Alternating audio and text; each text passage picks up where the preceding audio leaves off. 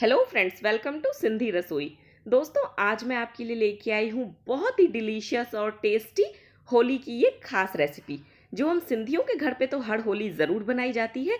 लेकिन अगर आप नॉन सिंधी भी हो तो भी अगर आपने ये रेसिपीज़ होली ट्राई की तो ये मेरी गारंटी है कि हर कोई आपसे पूछेगा आपने ये रेसिपी कैसे बनाई है। तो चलिए हम रेसिपी शुरू करते हैं। रोट बनाने के लिए यहाँ पे मैंने लिया है 600 ग्राम गेहूं का आटा। ये नॉर्मल जो हमारे घर में चपाती बनाने के लिए आटा आता है ये वही आटा है। साथ ही मैंने लिया है आधा कप देसी घी। घी को आप रिफाइन ऑयल से रिप्लेस कर सकते हो। और ये है 1 कप गुड़ और चीनी का सिरप। इसे रेडी करने के लिए मैंने 1 कप पानी लिया और उसमें 150 ग्राम बारीक कटा हुआ गुड़ डाला। साथ ही डाली 100 ग्राम पीसी हुई चीनी। जब मैंने चीनी पीसी थी उसी टाइम मैंने चीनी के साथ 5 छोटी इलायचियों को भी पीस लिया था। तो चीनी और गुड़ को मैंने यहाँ पे 1 कप पानी में भिगो दिया ताकि इसका एक सिरप रेडी हो जाए जिससे हम ये आटा लगाएंगे। सबसे पहले हमें आटे में मोयन देना है, तो थोड़ा थोड़ा करके मैं इसमें घी डालूंगी और इसे अपने हाथों से अच्छे से रब करूंगी।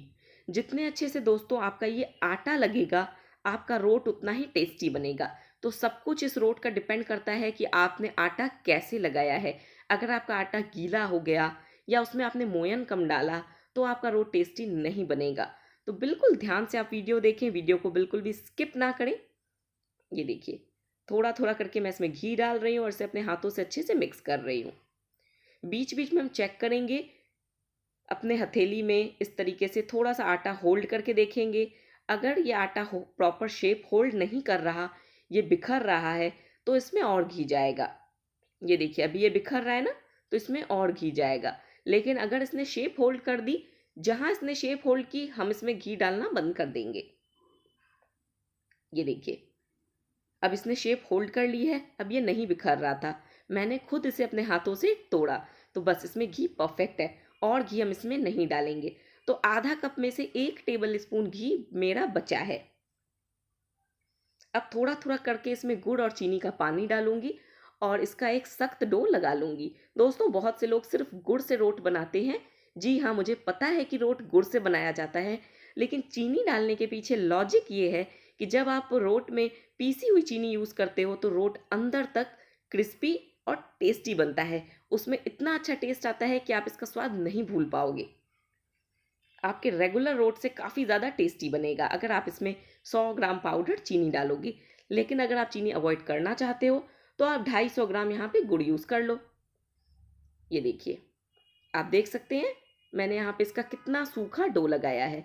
इसी तरीके से आपको भी बिल्कुल ड्राई डो लगाना है। डो सिर्फ इतना गीला होना चाहिए कि आप उसमें से पेड़े बना सको।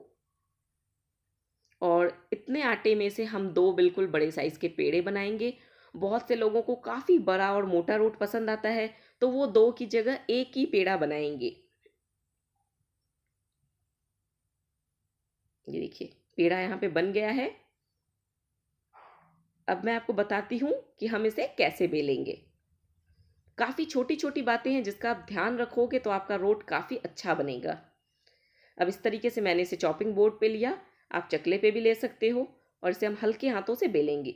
हमें चकले को घुमाना है, हमें इस रोट को अपने हाथों से नहीं पलटना। अगर हम इसे पलटेंगे तो ये वहीं टूट जाएगा, क्योंकि आटा काफ़ी ड्राई है और इसमें मीठा पानी भी डला हुआ है जिसके वजह से ये चिपकता है। तो इसीलिए आप इसे उठाने की कोशिश ना करें। जिस भी चीज़ पे आप इसे बेल रहे हो आप उसे घुमाते हुए इसे बेलोगी और हाथ बिल्कुल हल्का चलाना है। 1 इंच की थिकनेस हमें इसकी रखनी है। और जब इसके किनारे बिखरे तो इस तरीके से अपनी उंगलियों से या हथेली के किनारे से इसे सेट करना है। मैंने इसे बेल लिया है। तवा मैंने ऑलरेडी गर्म होने रखा है, तवा गर्म हो चुका है। गैस की फ्लेम को मैंने लो कर दिया है। अब हम इसे कैसे उतारेंगे इस बोर्ड से ये भी मैं आपको दिखाती हूँ। इस तरीके से किसी पलटे का सहारा लेंगे और यूं इसे अलग कर लेंगे। अब हम इसे अपने हाथों पे नहीं उठाएंगे, इस तरीके से एक प्लेट रखेंगे और प्लेट पे इसे पलट देंगे। तो देखा दोस्तों, इसे मैंने कैसे निकाला कि ये टूटा भी नहीं और बिल्कुल आसानी से निकल भी गया। अब मैं आपको बताती हूँ इसे हम कैसे पकाएंगे। तो जैसा कि मैंने बताया, तवा मैंने ऑलरेडी गर्म होने रखा था। तवा गर्म हो चुका है। गैस की फ्लेम को मैंने लो कर दिया है। रोट को हम लो टू मीडियम फ्लेम पे ही पकाएंगे। हाई फ्लेम पे हम इसे नहीं पकाएंगे, नहीं तो ये जल जाएगा, ऊपर से तो पक जाएगा, अंदर से कच्चा रह जाएगा। इसे इस तरीके से अपने हाथों पे लिया, धीरे से इसे तवे पे पलट दिया। 2 मिनट हो गया है, एक तरफ से ये थोड़ा पक चुका है, तो अब हम इसे पलटेंगे। तो इस तरीके से मैं इसे प्लेट पे स्लाइड करूंगी धीरे से, और वैसे ही अपने हथेली का सहारा लेते हुए इसे यूं पलट दूंगी। दूसरे तरफ से भी इसे पकने दूंगी। लो टू मीडियम फ्लेम पे हम इसे पकाएंगे। अगर ये पकने में ज़्यादा समय लेगा तो आप फ्लेम को मीडियम करोगे। अगर आपका तवा अच्छे से गर्म है तो ये लो फ्लेम पे भी पक जाएगा। और दोस्तों, थोड़ा सा आपको मोटे बॉटम का तवा लेना है ताकि ये जले नहीं। अब देखिए, थोड़ा सा पक गया था तो मैंने इस पर घी अप्लाई किया है। एक रोट को पकने में 5 से 6 टेबल स्पून घी लगता है। जैसे ही ये रोट घी सोख लेगा, हम फिर से इस पर 1 टेबल स्पून घी डालेंगे, और तब तक इस पर घी डाल के इसे ऐसे ही पकाते जाएंगे जब तक कि ये दोनों तरफ से अच्छे से गोल्डन कलर में नहीं आ जाता। फिर से मैं इसे पलटूंगी। अब दोनों तरफ से ये गर्म है तो हाथों का सहारा हम नहीं ले सकते, तो पलटे का सहारा लेके मैंने इसे पलटा है। अब गैस की फ्लेम को मैंने मीडियम कर दिया है। जब दोनों तरफ से ये थोड़ा थोड़ा कुक हो जाए, उसके बाद आप गैस की फ्लेम को मीडियम कर दें। फिर से मैंने इस पर 1 टेबल स्पून घी लगाया, इसे अच्छे से फैला लिया, वापस से इसे पकने दूंगी। जैसे ही घी सोख लेगा, फिर हम इसमें 1 टेबल स्पून घी डालेंगे। इसी टेक्निक को फॉलो करते हुए मैंने यहाँ पे ये रोट पकाया है। आप देख सकते हैं रोट बिल्कुल ड्राई हो चुका है, और इसमें इस तरीके से गहरी दरारें आ गई हैं। मतलब दरारें ऐसी हैं कि आपको लगेगा ये टूट जाएगा, लेकिन ये नहीं टूटेगा। ये पहचान है कि आपका रोट बिल्कुल अच्छे से पक चुका है। इसी तरीके से मैं एक और रोट पका लूँगी। रोट को बनाने में दोस्तों कोई भी मेहनत नहीं है, बस कुछ छोटी छोटी बातें हैं जिसका आप ध्यान रखेंगे तो आपका रोट बिल्कुल प्रॉपर बनेगा। सबसे पहला, आपका आटा परफेक्ट लगा होना चाहिए। उसके बाद दूसरी टेक्निक ये है कि आप इसे जल्दबाजी में हाई फ्लेम पे पकाने की गलती ना करें। फ्लेम मीडियम टू लो रखें। लो पे अगर आपको लग रहा है ये नहीं पक रहा है तो फ्लेम को आप मीडियम करें, लेकिन हाई ना करें।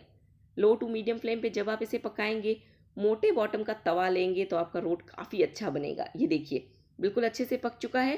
तो अब हम इसे कम्प्लीटली ठंडा होने देंगे। गरम गरम में हम इसे नहीं छुएंगे। जब ये अच्छे से ठंडा हो जाएगा, उसके बाद हम इसके पीसेस करके इसे सर्व करेंगे। दोस्तों, खाने में काफ़ी ज़्यादा टेस्टी लगता है। सारी मिठाइयाँ इसके आगे फेल हैं। तो इस होली आप इस रेसिपी को ट्राई ज़रूर करो।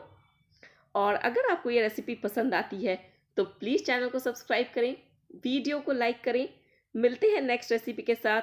तब तक के लिए good bye and happy Holi to all Sindhi Rasoi viewers.